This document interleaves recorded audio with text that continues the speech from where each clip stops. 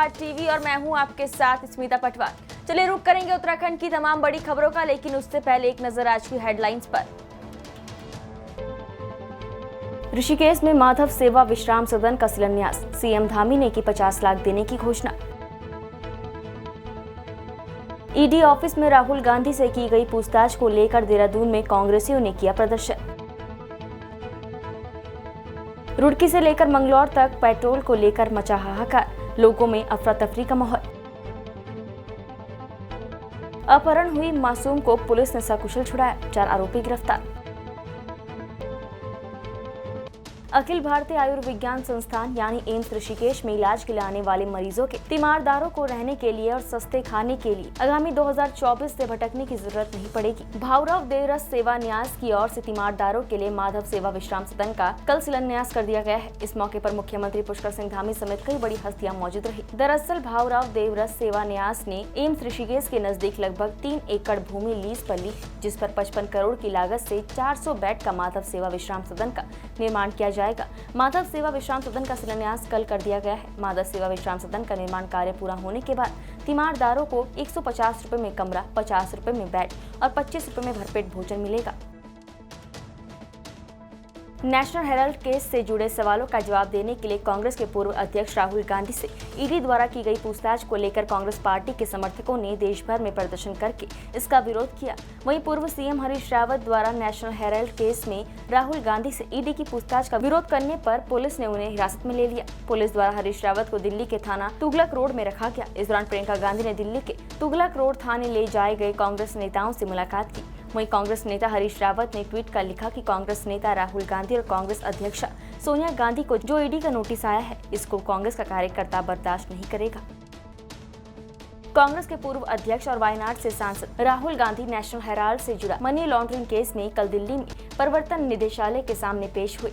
ED की राहुल गांधी से पूछताछ का देश भर में कांग्रेस नेताओं ने विरोध किया। देहरादून में भी कांग्रेस प्रदेश अध्यक्ष करण मेहरा के साथ सैकड़ों कांग्रेसियों ने विरोध प्रदर्शन किया और क्रॉस रोड स्थित प्रवर्तन निदेशालय का घेराव किया। इससे पहले कांग्रेसियों ने बुद्धा चौक से क्रॉस रोड तक पैदल मार्च निकाला और ईडी कार्यालय पहुंचकर धरना देते हुए जोरदार नारेबाजी के साथ प्रदर्शन किया। कांग्रेसियों का कहना है कि केंद्र सरकार राजनीतिक विद्वेष की भावना से जांच एजेंसियों का गलत इस्तेमाल कर रही है। करण मेहरा के नेतृत्व में ईडी कार्यालय के बाहर किए जा रहे प्रदर्शन में कांग्रेस पार्टी के तमाम नेता और कार्यकर्ता मौजूद रहे।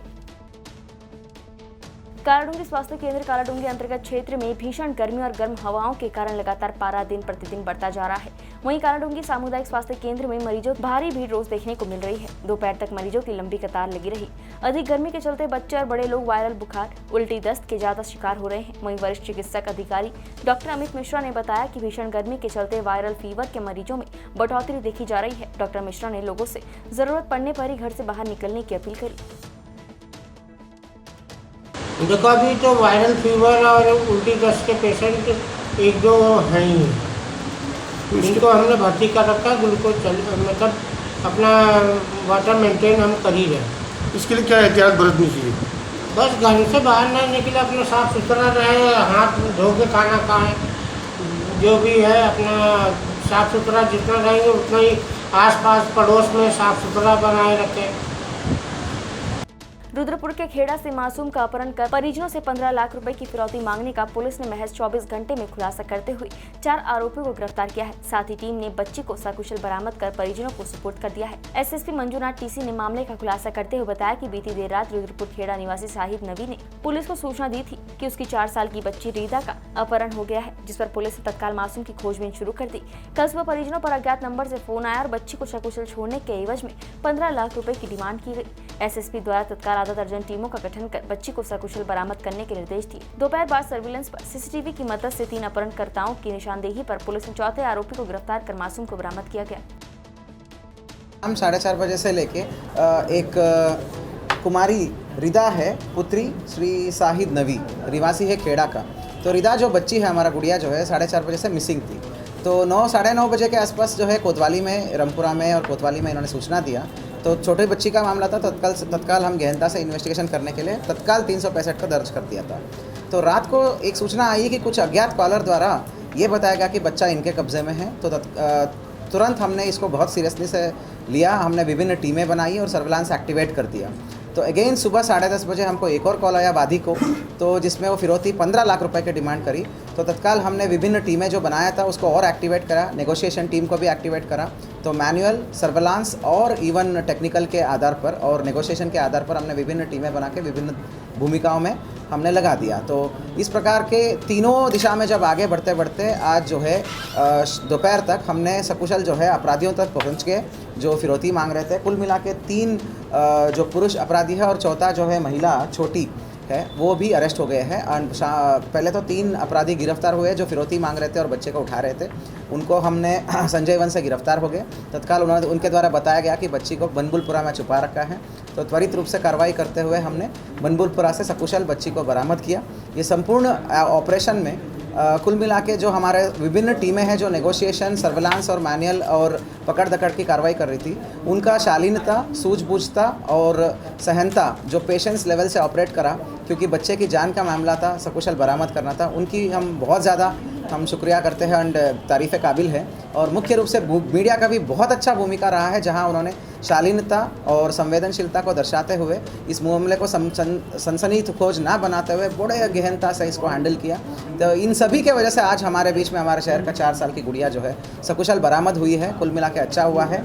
तो 3 अभियुक्त जो है अरेस्ट हुए हैं, पुरुष और एक महिला जो इसको शरण देके बच्चे को छुपाई थी। इनके कब्जे में 2 आदत तमंचे, एक मोटरसाइकिल और एक पुलिंदा जिसमें पैसे को डील करने के लिए कैरी कर रहे थे। ये सारी चीज़ें बरामद हुई है।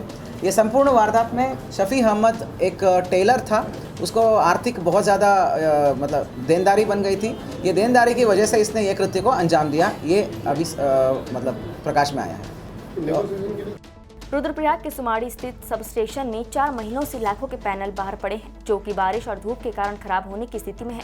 बावजूद इसके भी विद्युत विभाग इस पैनलों को अंदर रखवाने की जहमत नहीं उठा रहा है। विभाग की लापरवाही के चलते सरकार को लाखों का चूना लग रहा है। कई बार स्थानीय जनप्रतिनिधियों द्वारा विभाग को सूचना देने के बाद भी विभाग के कान में जू तक नहीं रेंग रही है। एक तरफ विद्युत विभाग घाटे में होने की बात करता है और दूसरी तरफ लाखों रुपए के पैनलों को बाहर चढ़ाया जा रहा है। विभाग की इस लापरवाही का खामियाजा सरकार को और आम जनता को भुगतना पड़ रहा है। कई गाँवों ने ट्रांसफार्मर खराब होने पर बदलने के लिए विभाग हफ्तों लगा देता है और यहाँ से पैनल बाहर पड़े पड़े सड़ रहे हैं। विभाग में इस तरह से लापरवाह अधिकारियों के खिलाफ सख्त से सख्त कार्रवाई होनी चाहिए। कुमाऊं क्षेत्र के पहाड़ी जनपद बागेश्वर में स्मैक का कारोबार खूब फल फूल रहा है। बागेश्वर के स्थानीय ग्रामीण युवा पीढ़ी इस शहर के काले कारोबार से मुनाफा कमाने के चक्कर में तस्कर बनते जा रहे हैं। कोतवाली बागेश्वर पुलिस द्वारा स्मैक तस्करों की धरपकड़ अभियान के क्रम में ग्रामीण क्षेत्र आरे और दारसो गाँव में रहने वाले 2 स्थानीय युवकों से स्मैक की बड़ी खेप पकड़ी गई है।